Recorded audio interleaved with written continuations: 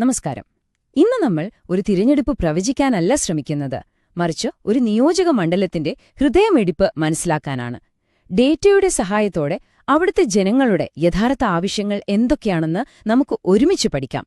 ഇത് രാഷ്ട്രീയത്തിനപ്പുറം ഒരു പൊതു താൽപര്യത്തിന്റെ ഭാഗമായുള്ള ഒരു വിശകലനമാണ്. നമ്മളിന്ന് ശ്രദ്ധ കേന്ദ്രീകരിക്കുന്നത് കേരളത്തിലെ കാട്ടാക്കട എന്ന നിയമസഭാ മണ്ഡലത്തിലാണ്. കടൽത്തീരമില്ലാത്ത, എന്നാൽ മലയോര കൃഷിയിടങ്ങളും വനമേഖലകളും ചേർന്ന അതിന്റേതായ സ്വഭാവ സവിശേഷതകളുള്ള ഒരു ഭൂപ്രദേശം. നമ്മുടെ ഈ വിശകലനത്തിന് 6 ഭാഗങ്ങളുണ്ട്. നമ്മൾ കാട്ടാക്കടയുടെ മണ്ണിന്റെ ശബ്ദം കേട്ടു തുടങ്ങും, ജനവിധി എന്താണെന്ന് മനസ്സിലാക്കും, ജനങ്ങളുടെ പരാതികളുടെ ആഴങ്ങളിലേക്ക് പോകും, ഒടുവിൽ വിശ്വാസം വീണ്ടെടുക്കാനുള്ള ഒരു വഴി ഒരുമിച്ച് കണ്ടെത്തും. അപ്പോൾ നമുക്ക് തുടങ്ങാല്ലേ? ആദ്യമായി കാട്ടാക്കട എന്ന നാടിനെ നമുക്ക് അടുത്തറിയാം. അവിടുത്തെ ഭൂമിയും മനുഷ്യരും നമ്മളോട് എന്താണ് പറയാൻ ശ്രമിക്കുന്നതെന്ന് കേൾക്കാം. ഞാൻ പറഞ്ഞല്ലോ, കാട്ടാക്കട ഒരു തീരദേശ മണ്ഡലമല്ല. ഇവിടെ ജീവിതത്തിന്റെ താളം നിർണയിക്കുന്നത് കൃഷിയും മലയോരവുമാണ്. അതുകൊണ്ടുതന്നെ ഇവിടുത്തെ ജനങ്ങളുടെ പ്രധാന സംസാര വിഷയങ്ങൾ എപ്പോഴും വെള്ളം, റോഡുകളുടെ അവസ്ഥ, തൊഴിലില്ലായ്മ, പിന്നെ കുതിച്ചുയരുന്ന വിലക്കയറ്റം എന്നിവയാണ്. ഇതൊന്നും വെറും വാക്കുകളല്ല, ഓരോ കുടുംബത്തിന്റെയും ഉറക്കം കെടുത്തുന്ന യാഥാർത്ഥ്യങ്ങളാണ്. കാട്ടാക്കടയുടെ ഭരണചിത്രം അതൊരു നാണയത്തിന്റെ 2 വശങ്ങൾ പോലെയാണ്. ഒരു വശത്ത് ജലസമൃദ്ധി പോലുള്ള പദ്ധതികൾ ഒരു നാടിന്റെ മുഴുവൻ ദാഹം മാറ്റിയതിന്റെ അഭിമാനം കാണാം. നേരെ മറുവശത്ത് മണ്ഡപത്തിൻ കടവിലെ റോഡ് പോലെ മാസങ്ങൾക്കുള്ളിൽ തകർന്ന് തരിപ്പണമായ വാഗ്ദാനങ്ങളുടെ നിരാശയും. ഒരേ മണ്ണിൽ തന്നെ പ്രതീക്ഷയും നിരാശയും ഒരുമിച്ച് വളരുന്നു. ഈ കണക്കൊന്ന് ശ്രദ്ധിക്കൂ. 29.9%. കേരളത്തിലെ യുവജനങ്ങളുടെ തൊഴിലില്ലായ്മ നിരക്കാണിത്. കാട്ടാക്കടയിലെയും അവസ്ഥ ഒട്ടും വ്യത്യസ്തമല്ല. ഗൾഫിൽ നിന്ന് തൊഴിൽ നഷ്ടപ്പെട്ട് മടങ്ങിയെത്തിയവരുടെ അന്തസ്സിനേറ്റ വലിയൊരു മുറിവ് കൂടിയാണിത്. ഇതൊരു വെറും കണക്കല്ല, ഒരു തലമുറയിലെ തന്നെ പ്രതിസന്ധിയാണ്. ഇനി അടുത്ത കണക്ക് നോക്കാം. 6.6%. 2025 മാർച്ചിലെ കേരളത്തിലെ പണപ്പെരുപ്പ് നിരക്ക്. ഇന്ത്യയിലെ തന്നെ ഏറ്റവും ഉയർന്ന നിരക്കാണിത്. ഒന്നാലോചിച്ചു നോക്കൂ, ഓരോ കുടുംബത്തിന്റെയും അടുക്കള ബജറ്റിനെ ഇത് എത്രമാത്രം മോശമായി ബാധിക്കുന്നുണ്ടാകും. സാധാരണക്കാരന്റെ ജീവിതഭാരം കൂട്ടുന്ന ഒരു വലിയ ഘടകമാണിത്.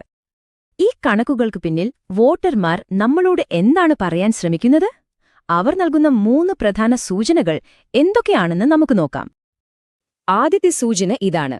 ഇവിടത്തെ പോളിംഗ് ശതമാനം എപ്പോഴും 70-ന് മുകളിലാണ്. ഇതിന്റെ അർത്ഥം വളരെ ലളിതമാണ്. കാട്ടാക്കടയിലെ ജനങ്ങൾ രാഷ്ട്രീയമായി വളരെ സജീവമാണ്. ആർക്കും അവഗണിക്കാനാവാത്തൊരു ശബ്ദമാണ് അവരുടേത്.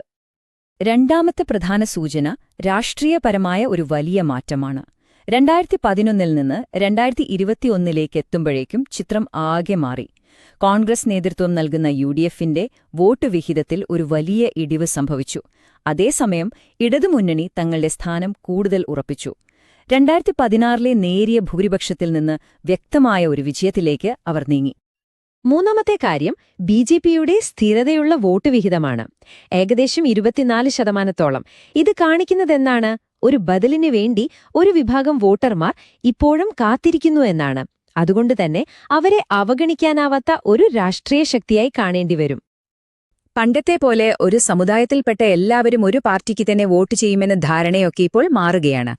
ഈഴവ്, നായർ സമുദായങ്ങളിൽ പോലും രാഷ്ട്രീയ കൂറ് വിഭജിക്കപ്പെടുന്നു. ഒരു സമുദായവും ഒരു പാർട്ടിയുടെയും സ്ഥിരം വോട്ട് ബാങ്ക് അല്ല എന്ന യാഥാർത്ഥ്യം നമ്മളെ ഓർമ്മിപ്പിക്കുന്നു. ഈ മാറ്റങ്ങളുടെ നടുവിൽ നമ്മൾ ഓർക്കേണ്ട ഒരു കാര്യമുണ്ട്. നമ്മുടെ രാഷ്ട്രീയ സംവാദങ്ങൾ ഭരണഘടന ഉറപ്പു നൽകുന്ന വ്യക്തിപരമായ അന്തസ്സ് കാത്തുസൂക്ഷിക്കണം. ഓരോ വാക്കും അറിവിന്റെയും പരസ്പര ബഹുമാനത്തിന്റെയും അടിസ്ഥാനത്തിലായിരിക്കണം.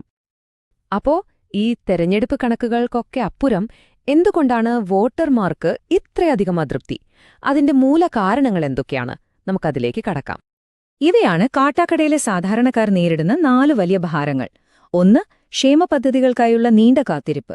2. ഗൾഫിൽ നിന്നെല്ലാം നഷ്ടപ്പെട്ട് മടങ്ങിയെത്തിയവരുടെ നിസ്സഹായത. 3. ഓരോ ദിവസവും പൊള്ളിക്കുന്ന വിലക്കയറ്റം. 4. ജീവനും സ്വത്തിനും ഭീഷണിയാകുന്ന വന്യമൃഗങ്ങളുടെ ആക്രമണം. റേഷൻ കിട്ടാനുള്ള കാലതാമസം, ഡോക്ടർമാരില്ലാത്ത ആശുപത്രികൾ, പൊട്ടിപ്പൊളിഞ്ഞ റോഡുകൾ, കിട്ടാക്കനിയായ പെൻഷൻ, ഇവയൊന്നും ഒറ്റപ്പെട്ട പരാതികളായി കാണാൻ കഴിയില്ല. മറിച്ച് ജനങ്ങൾക്ക് സേവനം നൽകേണ്ട ഭരണ സംവിധാനം വലിയൊരു സമ്മർദ്ദത്തിലാണെന്നതിന്റെ വ്യക്തമായ സൂചനകളാണിത്. മുൻകാല പ്രകടനങ്ങൾ എങ്ങനെയാണ് വോട്ടർമാരുടെ ഓർമ്മയെയും തീരുമാനങ്ങളെയും സ്വാധീനിക്കുന്നത്? അതുപോലെ ഭാവി തെരഞ്ഞെടുപ്പുകളെ നിർണ്ണയിക്കാൻ പോകുന്ന പ്രധാന വോട്ടു ബാങ്കുകൾ ഏതൊക്കെയാണ്?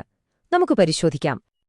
അപ്പോൾ ആരാണ് കളി മാറ്റാൻ പോകുന്നത്? ആരാണ് അടുത്ത തെരഞ്ഞെടുപ്പിലെ വിജയിയെ തീരുമാനിക്കാൻ പോകുന്ന കിങ് മേക്കർമാർ? ഇവരാണ് കാട്ടാക്കടയുടെ വിധിയെഴുതാൻ പോകുന്ന നിശ്ശബ്ദരായ വോട്ടർമാർ. തൊഴിലില്ലായ്മയിൽ മനം മടുത്ത യുവജനങ്ങൾ, പ്രതീക്ഷകൾ അസ്തമിച്ച പ്രവാസികൾ, സർക്കാർ സേവനങ്ങൾക്കായി കാത്തിരിക്കുന്ന സ്ത്രീകളും പെൻഷൻകാരും. ഇവരുടെ മനസ്സാർക്കൊപ്പമാണോ വിജയം അവർക്കൊപ്പമായിരിക്കും. ഓക്കെ, പ്രശ്നങ്ങളെല്ലാം നമ്മൾ കണ്ടു. ഇനി പരിഹാരത്തെക്കുറിച്ച് സംസാരിക്കാം. ജനങ്ങളെ കേന്ദ്രീകരിച്ചുള്ള ഒരു ഭരണത്തിനു വേണ്ടിയുള്ള ഒരു ബ്ലൂ പ്രിന്റ്, ഏതൊരു നേതാവിനും പിന്തുടരാവുന്ന ഒരു തന്ത്രപരമായ ചട്ടക്കൂടാണിത്. ജനവിശ്വാസം നേടിയെടുക്കാൻ ഞങ്ങൾ മുന്നോട്ട് വെക്കുന്ന ഒരു ആശയമാണ് ചതുർമുഖ സിദ്ധാന്തം. ഇതിന് 4 മുഖങ്ങളുണ്ട്. 1. ശിവനെപ്പോലെ ഭരണകൂടത്തിന്റെ വീഴ്ചകളെ നിർഭയം ചോദ്യം ചെയ്യുക. 2. വിഷ്ണുവിനെപ്പോലെ സ്ഥിരതയും സാമ്പത്തിക ഭദ്രതയും ഉറപ്പു നൽകുക. 3. ബ്രഹ്മാവിനെപ്പോലെ പുതിയ ആശയങ്ങളും സാങ്കേതിക വിദ്യയും ഉപയോഗിച്ച് പരിഹാരങ്ങൾ കണ്ടെത്തുക. അവസാനം ദുർഗയെപ്പോലെ സമൂഹത്തിലെ ഏറ്റവും ദുർബലരെ സംരക്ഷിക്കുമെന്ന് ഉറപ്പു നൽകുക. ഈ സിദ്ധാന്തം വെറും വാക്കുകളിൽ ഒതുങ്ങരുത്. അതിനെ പ്രാവർത്തികമാക്കാൻ 3 കാര്യങ്ങൾ ഉടൻ ചെയ്യണം. 1. തരിശുഭൂമി കൃഷിയോഗ്യമാക്കി പ്രാദേശികമായി തൊഴിലവസരങ്ങൾ ഉണ്ടാക്കുക. ഇത് യുവജനങ്ങളുടെയും പ്രവാസികളുടെയും പ്രശ്നങ്ങൾക്ക് ഒരു പരിഹാരമാകും. 2. ജലസമൃദ്ധി പോലുള്ള വിജയകരമായ പദ്ധതികൾ മണ്ഡലത്തിൽ എല്ലായിടത്തും വ്യാപിപ്പിച്ച് എല്ലാ വീടുകളിലും വെള്ളമുറപ്പാക്കുക. 3. ജനങ്ങളെ ഏറ്റവും കൂടുതൽ ബുദ്ധിമുട്ടിക്കുന്ന റോഡുകൾ അടിയന്തരമായി നന്നാക്കുകയും ഗ്രാമങ്ങളിലേക്ക് കൂടുതൽ ബസ് സർവീസുകൾ ഏർപ്പെടുത്തുകയും ചെയ്യുക. ഇവ ജനങ്ങൾക്ക് പെട്ടെന്ന് ഫലം നൽകുന്ന, വിശ്വാസം തിരികെ പിടിക്കാൻ സഹായിക്കുന്ന കാര്യങ്ങളാണ്. ഇവിടെ വളരെ പ്രധാനപ്പെട്ട ഒരു കാര്യമുണ്ട്. ജനങ്ങളുടെ പ്രശ്നങ്ങൾ മനസ്സിലാക്കാൻ നമ്മൾ വിവരങ്ങൾ ശേഖരിക്കുമ്പോൾ അതവരുടെ സ്വകാര്യതയെ പൂർണ്ണമായും മാനിച്ചുകൊണ്ടായിരിക്കണം. ഓരോ വ്യക്തിയുടെയും വിവരങ്ങൾ ഇന്ത്യൻ നിയമങ്ങൾക്കനുസരിച്ച് അവരുടെ സമ്മതത്തോടെയും അതീവ ശ്രദ്ധയോടെയും കൈകാര്യം ചെയ്യണം. ഇത് നിയമം മാത്രമല്ല, ഒരു ധാർമ്മികമായ ഉത്തരവാദിത്തം കൂടിയാണ്. വിശ്വാസമാണ് എല്ലാത്തിനും അടിസ്ഥാനം. അങ്ങനെ നമ്മൾ ഈ വിശകലനത്തിന്റെ അവസാന ഘട്ടത്തിലെത്തിയിരിക്കുന്നു. ഇതുവരെ നമ്മൾ കണ്ട കാര്യങ്ങൾ ഒരുമിച്ച് ചേർത്തുകൊണ്ട് കാട്ടാക്കടയിലെ രാഷ്ട്രീയ സാഹചര്യം യഥാർത്ഥത്തിൽ എന്താണ് ആവശ്യപ്പെടുന്നതെന്ന് നമുക്ക് നോക്കാം. ഒരു കാര്യം ഉറപ്പാണ്, കാട്ടാക്കടയില് അടുത്ത വിജയം ഏറ്റവും ഉച്ചത്തിൽ സംസാരിക്കുന്നവർക്കായിരിക്കില്ല, മറിച്ച് ജനങ്ങളുടെ ദൈനംദിന ജീവിതം മെച്ചപ്പെടുത്താൻ ഏറ്റവും വിശ്വസനീയമായ, പ്രായോഗികമായ ഒരു പ്ലാൻ ആരുടെ കയ്യിലുണ്ടോ വിജയം അവർക്കൊപ്പമായിരിക്കും. തിരഞ്ഞെടുപ്പുകൾ എന്ന് പറയുന്നത് അധികാരത്തിലേക്കുള്ള ഒരു മത്സരം മാത്രമല്ല, അത് നല്ല ഭരണം കാഴ്ചവെക്കാനുള്ള ഒരു വലിയ അവസരമാണ്.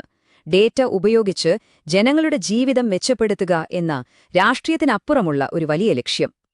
If you want to become a people-centric leader and uplift your constituency, get in touch with blueprintstrategies.ai at mgr@blueprintstrategies.ai or call 080-420-41602. Purpose Beyond Politics.